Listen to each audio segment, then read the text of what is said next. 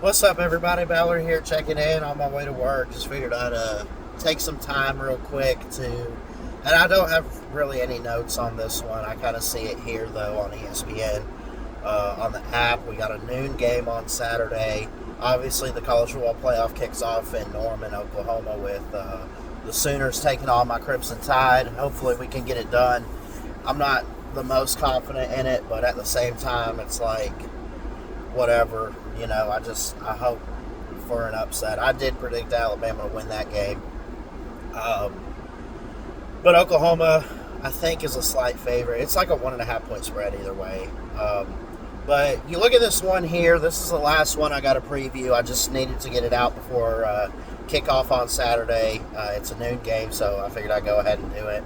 Uh, you look at the other games, and you look at what do we have? James Madison, Tulane, and Ole Miss.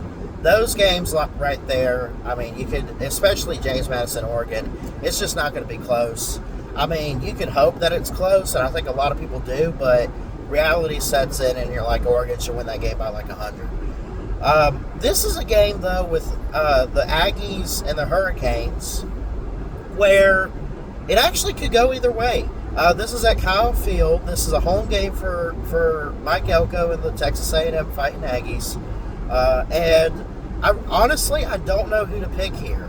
I feel like Texas A&M is the better team, and I'm probably just going to go ahead and pick them. Score prediction wise, I'm not sure, but I just feel like even on both sides of the ball, I feel like on offense and defense, I don't really get into the whole special teams side of things, but I just feel like it's in favor of Texas A&M. I feel like they're the better team, not like miles ahead of Miami or nothing. I think Miami's done pretty good with Carson Beck and company this year. With Marcel Reed, outside of maybe some numbers, I think numbers-wise, when you look at it on paper, Miami's got the better offense. I feel like there's a little bit better talent and chemistry, though, in terms of how they run their offense at Texas A&M. That's what I would say. Because you look at Carson Beck, he's got over 3,000 yards. Marcel Reed is just shy of 3,000 yards. It is very close between the two, though. You look at, what's this guy?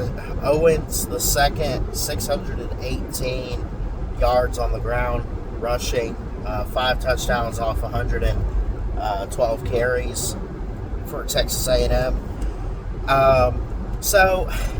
And then Fletcher for Miami, 685 on the ground. Anyway, there's so much that goes into this game that you look at and you say, why should I pick Miami? And also, why should I pick Texas A&M? A&M's ranked higher, probably because of record. They're only 11-1. I'm actually trying to remember when they lost to Texas. I think they lost to Texas, and it knocked them out of the SEC title game. That's how Alabama got in. I think that's their lone loss. Which I'm gonna be honest, Texas not all that good a team this year, at least compared to what we've been used to seeing the last couple seasons. Anyway, my pick in this game could go either way, man. This is at home for A&M. This is a first-time appearance in the playoffs for both teams. We joke about Miami and how they'll just never make it, and they're stuck without any ACC titles or anything like that, which is true, by the way. But they're a really good program, historically. Hey, they really are. I mean, go back to the 90s, the late 80s, early 2000s. They had won a championship the year I was born in 01. So I've never really seen it in my lifetime, but they have some good history. And I will say that Mario Cristobal, I think, is a really good head coach. And I think he's proven that. I think he proved it at Oregon before Dan Lanning took the job. And I feel like he's proved it at Miami. I feel like it's getting better each year. Always good recruiting in the state of Florida, and they usually win that battle between Florida State and Florida. So there's that. Also, I don't know. If you were to go based on hype and pick this game because of the most hyped up team, it's probably Miami. But if you had to come down to reality and say this team's just straight up better than you, is Texas A&M actually better than Miami? And honestly, I feel like that is correct. Carson Beck at quarterback for Miami is really talented, really, really good. But at the same time, I feel like even though he's got better numbers, at least in terms of yardage, this is what's interesting, is him and Marcel Reed, the Texas A&M quarterback, both have 10 picks on the year and 25 touchdowns, which is crazy, insane. Better completion percentage, Carson Beck. More yardage, Carson Beck. Malachi Toney, 84 receptions for Miami, 7 touchdowns, 970 yards. Casey Concepcion, 57 receptions, 886 yards, and 9 touchdowns. So, oh my gosh, this is really a tough game to pick. I'm going to pick this game. You look at the sacks and defense side of things, I feel like you favor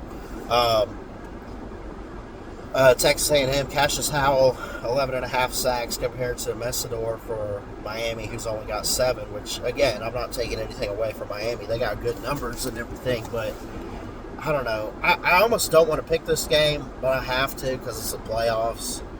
But y'all let me know what I'm missing in this game. What do y'all think in the comments on this one? Your score predictions. God.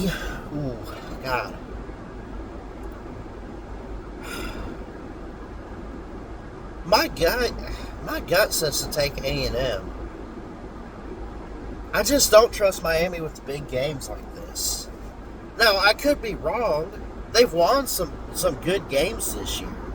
I mean, they really have. I mean, they blew out Pitt to close the season. They blew out NC State. They blew out Syracuse, who started out as a good team. One of their losses was overtime against SMU. I'm trying to think of that other loss they had. Was it Notre Dame to start the season? I think it was, or maybe they won that one.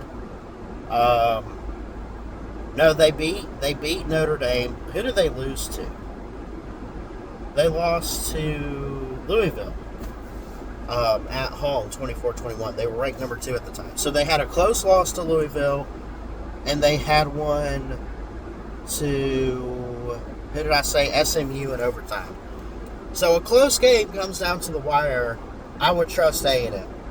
At the same time, they've had some close wins too. They've had some blowout wins. Say whatever you want about the ACC.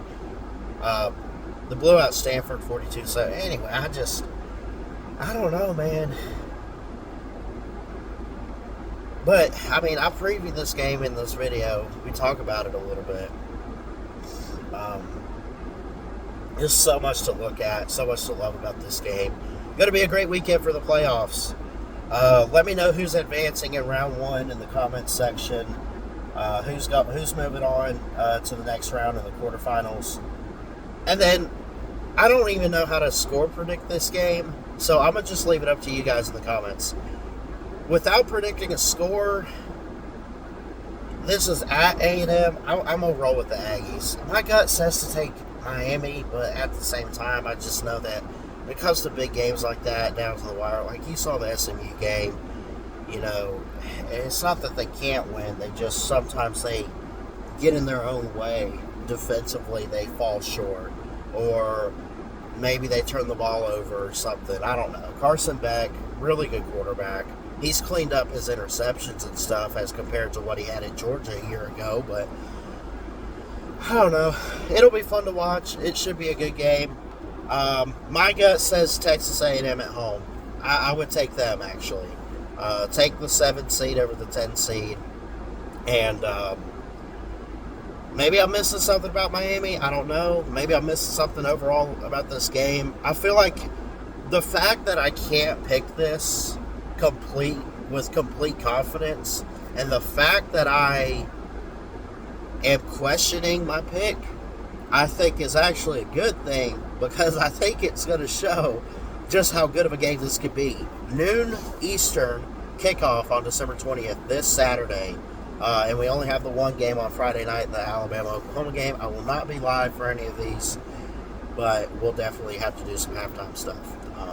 I love y'all. Thanks for watching. Jesus loves you. Keep your head up. God bless. And we'll see you next time here at BSM. Again, drop those score predictions and let me know who wins. I love y'all.